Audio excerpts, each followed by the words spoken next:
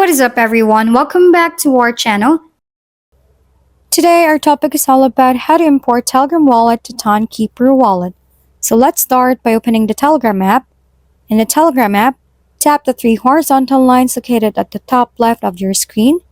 As you can see, mine is already open. Now tap the Wallet tab below My Stories tab. In the Wallet tab, tap the three dots located at the top right corner of the screen. Tap the Settings tab.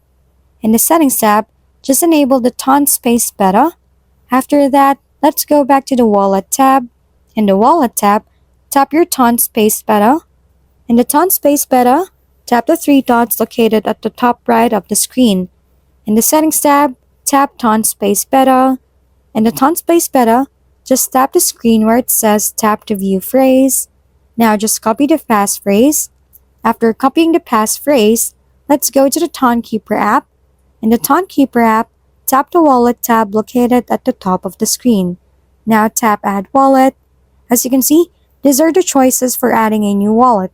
Since we're here to import wallet, let's tap Existing Wallets. From here on, this is the purpose of why you need to copy the passphrase because this is where you will be pasting it. After that, tap Continue.